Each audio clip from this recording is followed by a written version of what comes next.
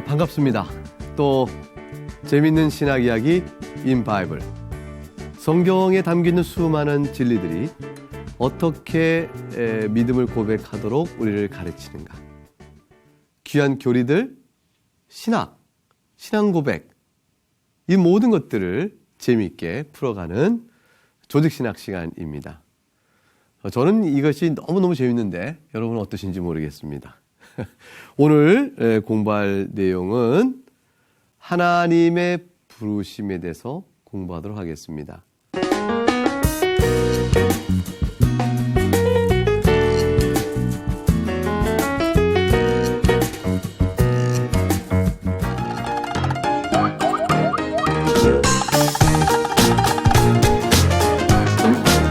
우리가 세상 가운데 있을 때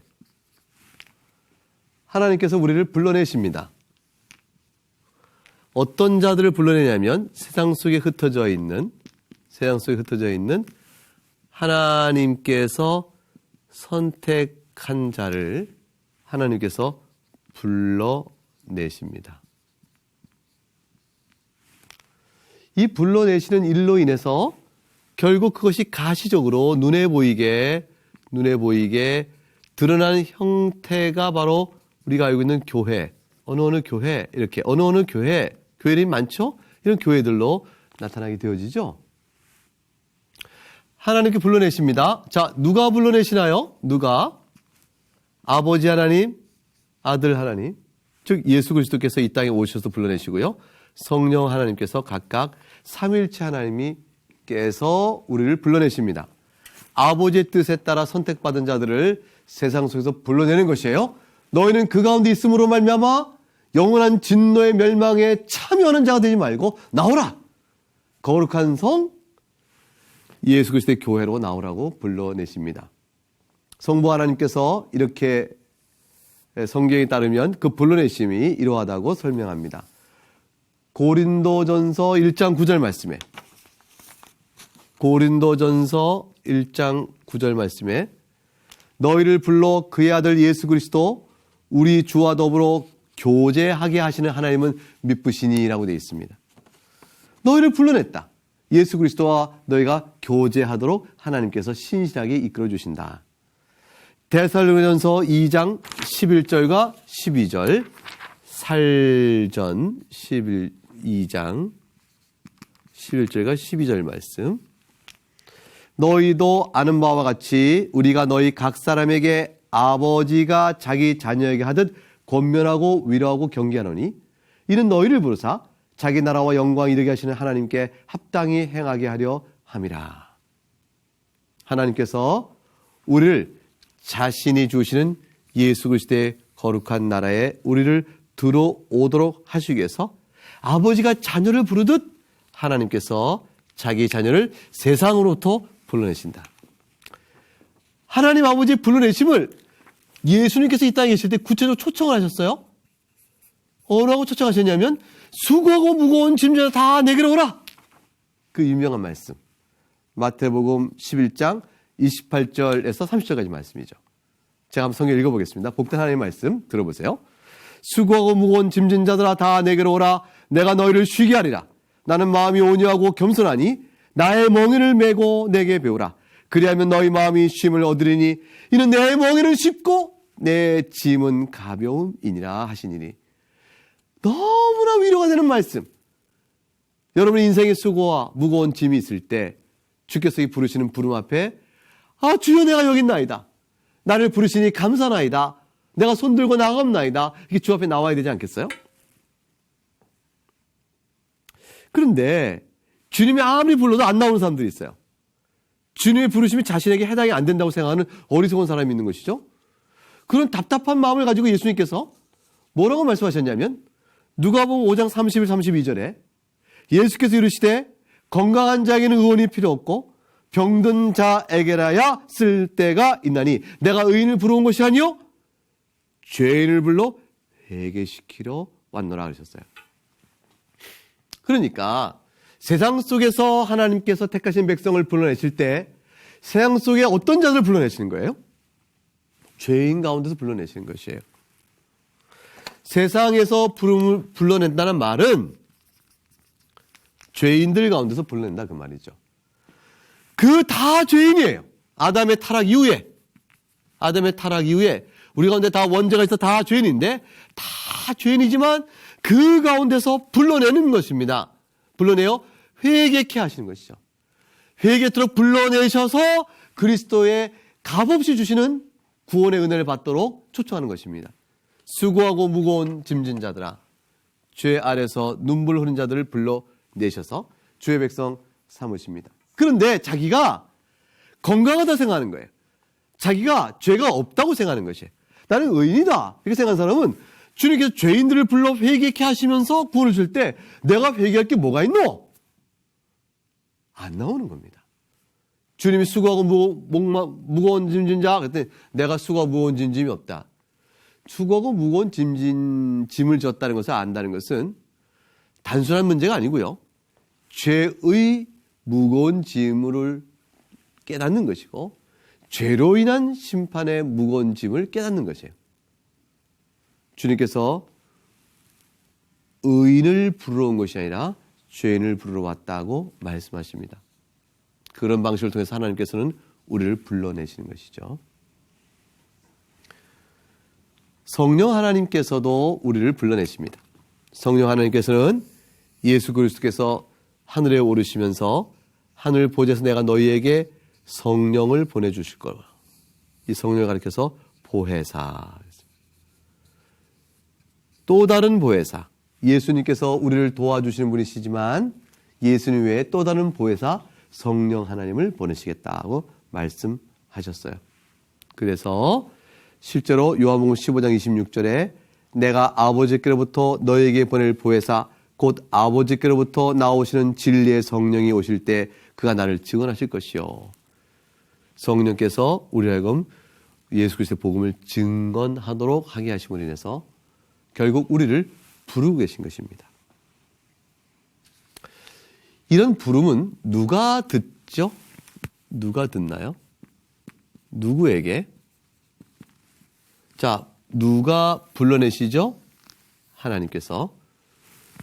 누구에게 부름을 주시는 것일까요? 그것은 세상에 있는 자기 백성을 불러내십니다. 결과적으로 세상에 있는 자기 백성을 불러내시는데 여러분 지금 아세요? 길에 나가셔서 누가 하나님 선택한 백성인가? 누가 그리스도의 영원전에 선택된 그리스도와 연합된 자인가? 여러분 이렇게 분별할 수 있겠어요? 이렇게 바라보시면서 분별하실 수 없잖아요. 분별할 수 없기 때문에 하나님께서 불러내시는 이 부름은 그 대상 자체, 누구에게라고 할 때 부르심의 대상 자체를 처음부터 제한할 수가 없습니다.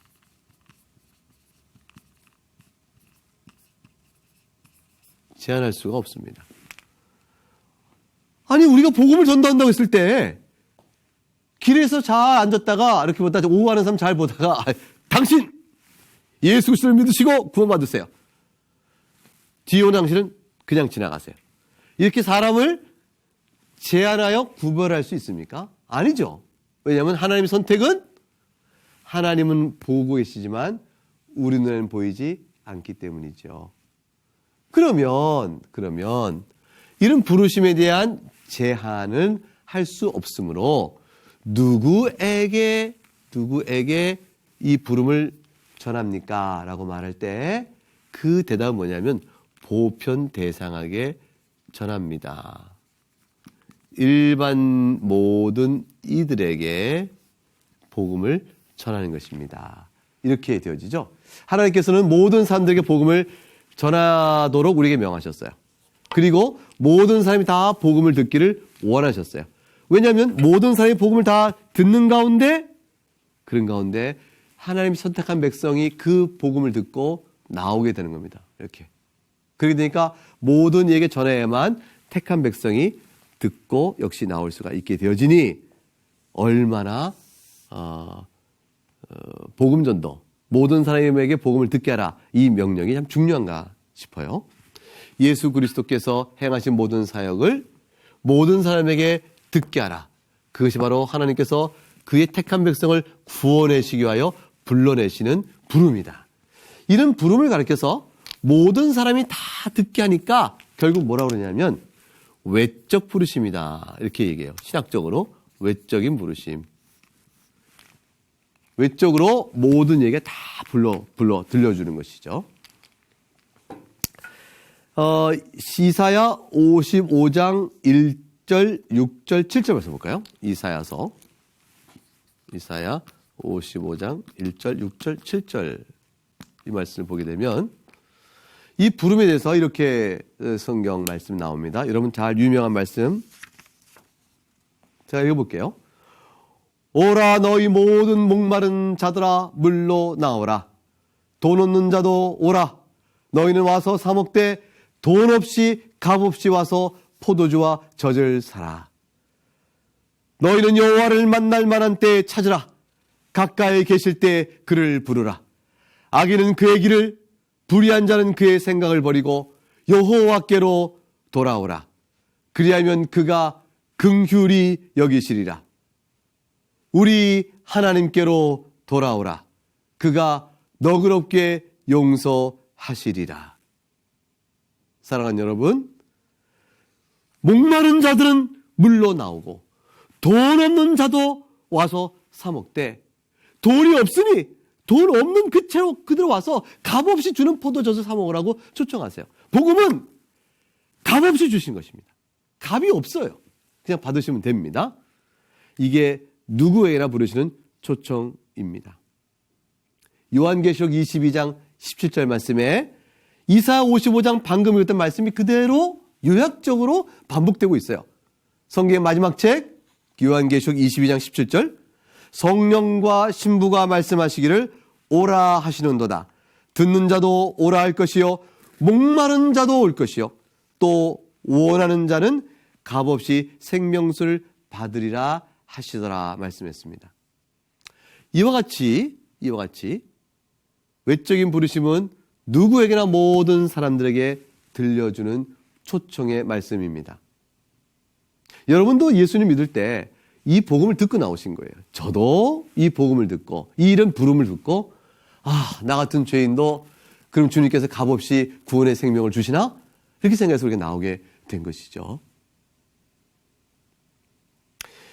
이와 같은 외적인 부르심은 그 특징이 보편 대상을 합니다라는 거 외에 두 번째는 근데 이 부르심은 진실하는 부르심입니다. 이것이 또한 특징입니다. 진실하다. 이것이 또한 특징이에요. 이 말씀은 무슨 뜻이냐면 하나님께서 우리를 부르실 때 누구나 목마른 자는 와라 이렇게 말씀해놓고 나중에 마음이 바뀌어서 내가 괜히 불렀다. 난 당신에게 알려주고 싶은 말은 없다. 너희들에게 알려주고 싶은 말은 없었다. 내 마음이 바뀌었다. 이런 식으로 하나님께서 나중에 변경을 하시거나 나중에 후회를 하시거나 또 나중에 나 그거 없던 일을 할 거야 취소하시거나 이런 일을 하시지 않으신다. 이것이 참 중요한 내용이에요. 주님께서 우리를 불러내신 다음에 취소하시면 그 부름이 진실한 것이 아닌 게 되잖아요. 나 믿고 나 전도의 말씀 듣고 예수 앞에 나왔습니다. 그런데 어떻게 들었느냐. 목마른 자는 값없이 나와서 물로 나오고 먹으라고 하셨고 내가 그래서 수고 무거운 짐 오라고 해서 내가 왔습니다. 이걸 했더니 그건 내가 사실 그 뜻이 아니었어. 이렇게 말하실 수가 있을까요? 절대 그런 일 없다 그 말이죠. 하나님의 약속은 아무리 생각해도 믿어지기 어려울 만큼 놀라운 약속이라 했지만 그러나 그것은 진실된 약속입니다. 예수님 믿고 수고하고 무거운 짐져 다 내게로 오라 하신 말씀을 믿고 목마른 자 물로 나오라는 말씀을 믿고 너희가 돈 없이 값없이 와서 포도와 젖을 사라 이런 말씀을 믿고 정말로 그러자는가 싶을 때도 그 말씀 믿고 나오면 정말로 그 약속을 주시는 것이에요. 주여 내가 믿나이다 하고 나오면 반드시 영원한 생명의 구원을 받습니다. 민수기 23장 19절에 가게 되면 하나님은 사람이 아니시니 거짓말을 하지 않으시고 인생이 아니시니 후회가 없으시도다. 어찌 그 말씀하신 바를 행하지 않으시며 하신 말씀을 실행하지 않으시겠느냐 그랬습니다. 주님께서 가지신 신실한 초청의 메시지가 어떤 거죠? 그 메시지의 내용은 복음이 무엇인지를 닮아주고 복음이 무엇인지를 담아주고 그 복음을 듣는 자에게 구원이 이를 것이라는 약속을 해주고 따라서 구원의 약속을 믿고 회개하고 믿는 자들이 그리스도를 영접하면 용서와 구원이 준다는 분명한 선언을 담고 있는 것이 부르심의 내용입니다. 그 내용대로 믿고 나오면 반드시 후회가 없으신 하나님께서 그 약속을 이루어 가십니다. 이것을 이스라엘 백성에게 강력하게 천명하시기를 에스겔서 33장 11절에 너는 그들에게 말하라 주 여호와의 말씀이니라. 나의 삶을 두고 맹세하노니 나는 악인이 죽는 것을 기뻐하지 아니하고 악인이 그의 길에서 돌이켜 떠나 사는 것을 기뻐하노니 이스라엘 족속아 돌이키고 돌이키라. 너희 악한 길에서 떠나라. 어찌 죽고자 하느냐 하셨다 하라. 하나님께서 내 편의 문제가 아니요 너희 편의 문제다. 나는 너희를 향하여 값없이 와서 젖과 포도주를 사라고 내가 말한 이 약속이 내 편에서는 바뀌지 않는다. 너희가 어찌하여 이 약속을 믿고 나오지 아니하느냐. 정령코 나는 악인이 돌이켜 회개함으로 사는 것을 원하노라. 하나님 편에서는 후회함이 없으십니다. 그런데 사랑하는 여러분, 모든 사람들이 복음을 다 듣고 정말로 그런가요? 하고 예수님 믿고 나오던가요? 안 그렇죠. 안 그렇습니다. 그렇지 않은 사실에 대해서 성경 자체가 이미 우리에게 잘 말씀을 하셨습니다. 그래서 뭐냐면 마태복음 22장과 누가복음에 보면 나오는 말씀인데 혼인잔치의 비유가 있죠. 혼인잔치를 잘 벌려놓고 다 잔치에 초대를 했습니다. 그런데 마태복음 22장에 가게 되면 그 초청받고 사람이 돌아보지도 않아요. 그리고 각각 자기 밭으로 한 사람은 자기 사업하러 가고 그래서 또 보내니까 보낸 자들을 오히려 모욕하고 죽이고 누가복음에 가게 되면 나는 바쁘고 나는 소를 샀으니 나는 장가를 갔으니 등등 말하면서 이 핑계 저 핑계 세상 일에 관한 일을 먼저 앞두고 그리스도의 복음의 초청함이 나오려고 하지 않습니다. 결국 성경은 우리에게 이렇게 선언하죠. 청함을 받은 자는 많되 택함 받은 자는 적다. 부름을 받은 자는 많지만 이 중에 택함을 받아 나오는 자는 적도다. 하나님의 외적인 부르심, 이런 보편 대상으로 일반적인 부르심은 실제로 진실한 부르심에도 불구하고 사람들이 다 믿고 나오지를 않고 있습니다. 자, 그래서 우리가 좀 기억할 것은 뭐냐면 이와 같이 하나님께서 세상 가운데서 불러내시지만 모든 자들에게 다 보편 대상에게 전하지만 하나님의 부르심을 정령 진실이 듣고 나오는 사람들은 선택되어진 제한된 사람들만 나온다. 그런 사람들을 가리켜서 외적 부르심이 이제 실제적으로 정령 진실이 듣고 나오는 효과, 유효성, 효과가 드러나므로 유효적 부르심의 열매가 나타났다라고 말을 합니다. 부름을 외적으로 모든 대상에게 주어졌는데 모든 대상 유효적 부르심은 이 중에서 소수의 사람이요 부분적 사람으로 줄여지게 되어집니다. 이 소수의 사람과 부분적인 사람들이 바로 하나님의 선택을 받은 자들입니다. 여러분이죠. 접니다. 예수 그리스도의 성도로서 오늘 주의 신앙을 고백하고 나와 내게 베푸신 구원을 찬양하는 사람들, 우리 모두는 사실 하나님 외적인 부르심 전도를 받고 그 가운데서 아멘 제가 나갑니다 하고 나온 소수의 사람들 속해요. 우리에게 미쳐진 이 부르심을 효과적으로 결과가 드러났다 해서 유효한 부르심 이렇게 말을 합니다.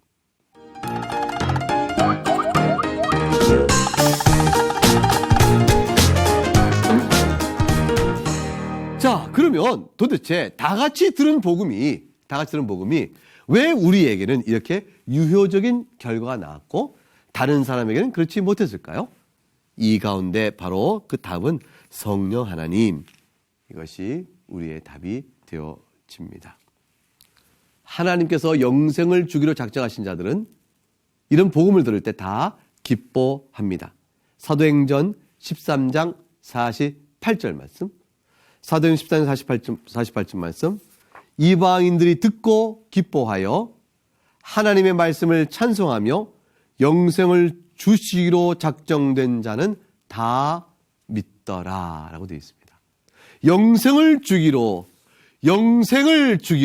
하나님께서 예수 그리스도 안에서 선택한 그의 백성들은 다 뭐라고요?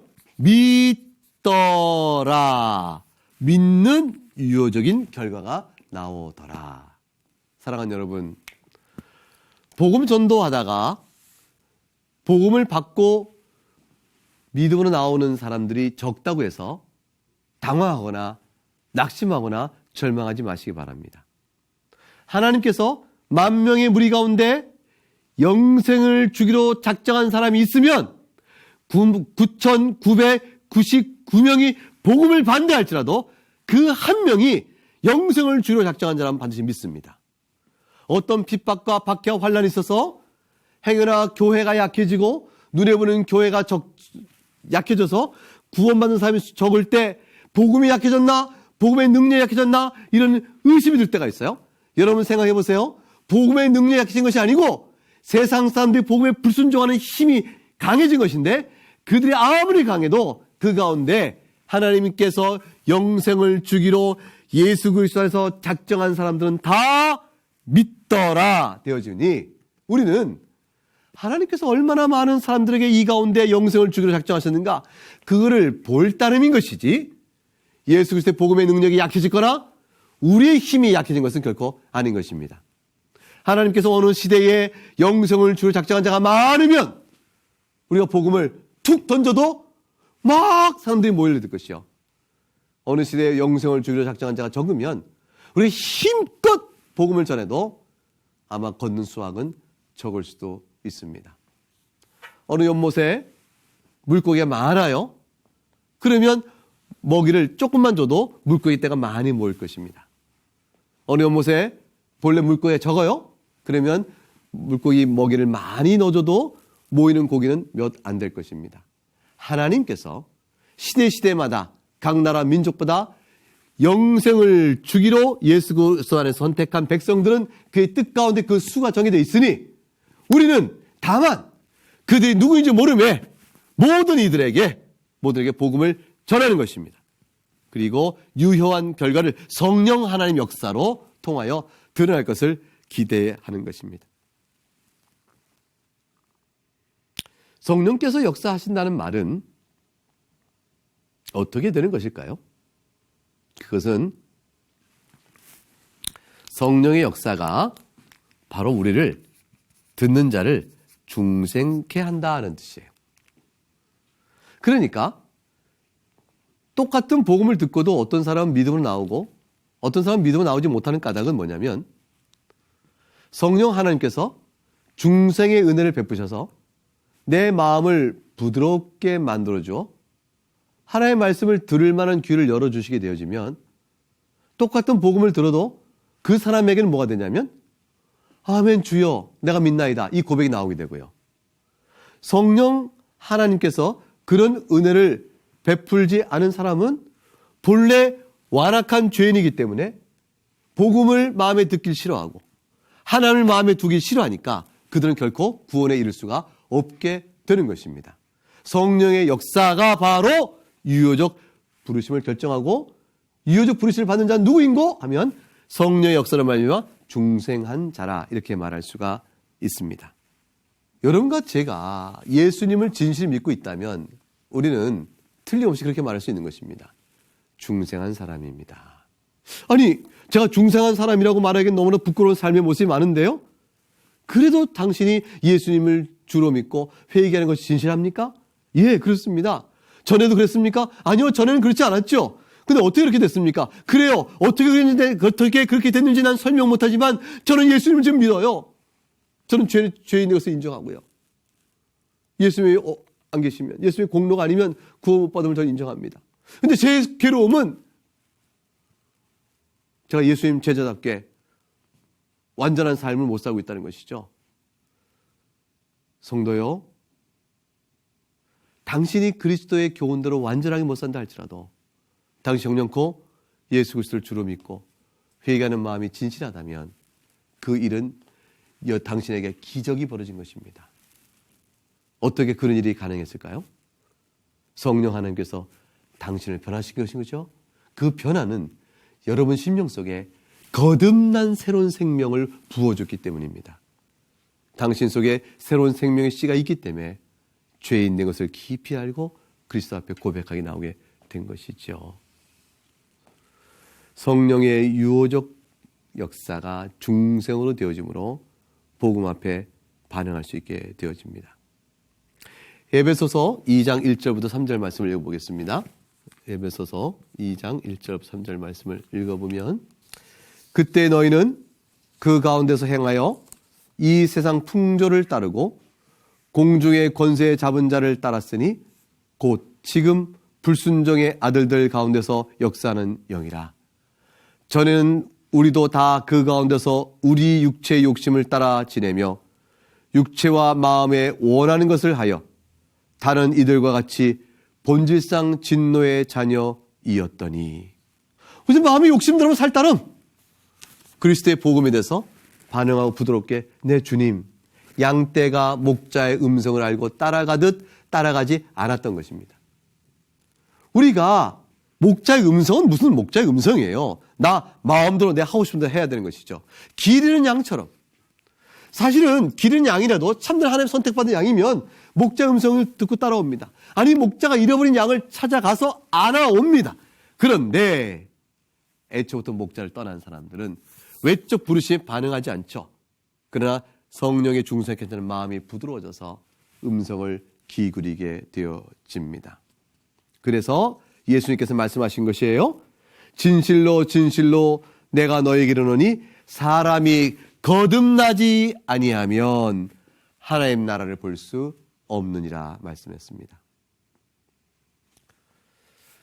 이와 같은 부르심과 중생의 관계는 논리적으로 보게 되면 먼저 부르심이 주어지고 그 다음에 내 안에서 중생의 새 생명의 역사가 일어나서 그래서 복음을 듣게 되어지는 그러한 관계로 나아갈 것입니다. 그런데 일찌감치 믿는 가정에 태어나거나 어려서부터 복음을 늘 들었던 사람들의 경우는 나는 늘 외적인 부르심을 듣고 사는 그런 환경 안에 있었는데요. 왜냐하면 우리 집안은 예수님 믿는 집이었고요. 나는 미션 스쿨 다녔고 어려서 늘 교회 다녔고 늘 복음을 들었어요. 그럼 저는 중생을 언제 한 것일까요? 이렇게 물을 때 어려서부터 늘 복음을 들은 자들에게는 그가 유효적 부르심이 뒤에 나타날 수 있어요. 그런다 할지라도 그런 자에게 있어서는 시간적인 순서와 혼돈하지 말아야 될 것이에요. 복음의 가정 안에 있었던 사람들은 그들이 자각하기도 전에 하나님 창조 능력으로 중생이 먼저 되어지고 중생의 새 생명이 먼저 주어지고 그 다음에 외적인 부르심의 열매가 유효적 부르심으로 탁 나올 수가 있어요. 그러니까 보통 논리적으로 보게 되면 말씀이 주어지고 중생의 역사가 있고 유효적 부르심이 이어진다 볼 수 있는데, 원래 복음의 환경 안에 늘 살던 사람은 어쩌면 중생이 먼저 주어지고 늘 복음의 환경 안에 있다가 나중에 그것이 역사에서 구원받은 자로 자기 고백으로 자기 하나님으로 믿고 나오는 일이 있을 수 있다는 것이죠. 사랑하는 여러분, 사실 우리는 성령께서 언제 중생시키시는가, 이거 사실은 잘 우리가 알기 어렵습니다. 대체로 어른이 되어져서 이제 복음을 믿는 사람들은 말씀을 듣고 중생과 유효적 부르심이 거의 시간적으로는 일치된 때에 일어나기가 쉽습니다. 그러나 아까 말씀한 것처럼 복음의 환경에 있어서 산 사람들의 경우는 외적인 부르심은 늘 환경이 둘러싸고 있죠. 근데 그 부르심이 특별하게 자기가 안 돌아오는 거예요. 근데 중생의 역사가 이루어지고 나서 바로 유효적 부르심이 딱 나타날 때, 그럴 때 보게 되면 아하, 나에게 복음적 부르심이 주어졌었구나. 근데 그럴 때는 영화계에 있는 또는 믿는 과정에 있는 사람들은 영화기 때에 이미 중생케 하셨다가 외적 부르심을 듣고 자각하죠. 아하, 부름이 있구나. 그래서 유효적 부르심이 나오는 경우가 있습니다. 그렇기 때문에 보통의 어른들은 외적 부르심이 듣고 중생과 유효적 부르심이 같이 날 때가 많지만, 복음 아래에 있는 사람들에게는 중생의 역사가 먼저 있을 수 있습니다. 그래서 영아기 때에 사망한 아이들은 어떻게 됩니까? 이렇게 될 때, 그 영아기 때에 사망한 아이는 그가 하나님의 선택한 백성이면, 영생을 주기로 작정한 하나님 선택된 백성이면, 영아기 때 아이가 중생을 외적인 부르심을 듣고, 그게 무슨 말? 이렇게 하기 이전에 중생의 역사가 있어서 구원을 받았을 것이라 생각할 수가 있죠. 구원 여부의 결정은 사실은 하나님의 선택에 있거든요. 장애인이 있어요. 장애인이 복음을, 외적 부르심을 듣지 못합니다. 근데 어떻게 유효적 부르심을 낼 수 있겠어요? 들어야 고백할 텐데. 장애인이 외적 부르심을 듣지 못하고 그건 지각적으로 장애가 있고, 그럴 때라도 그가 하나님께서 영생을 주기로 그리스도 안에서 선택한 사람이면 외적 부르심 있기 이전에 중생의 역사가 있어서 구원받을 수는 있습니다. 그러므로 결국 하나님의 선택된 자에게 있어서 유효적 부르심이 나오는 것입니다. 그러므로 외적 부르심이 있기 전에도 영아나 장애인이라도 하나님 선택된 자라면 중생자의 은혜를 입어서 유효적 부르심 구원에 이를 수도 있다라는 사실을 마음에 생각하면서 하나님 주권적 은혜 앞에 감사하며, 여러분이 믿게 된 그 믿음의 내용이 하나님의 선택적 주권에 따라서 성령의 역사로 되어진 사실을 생각하고 늘 하나님께 감사하는, 우리를 불러주시는 하나님께 감사하는 믿음의 성도들이 될 수 있기를 여러분을 주의 이름으로 축복합니다. 오늘 여기까지 하겠습니다. 감사합니다.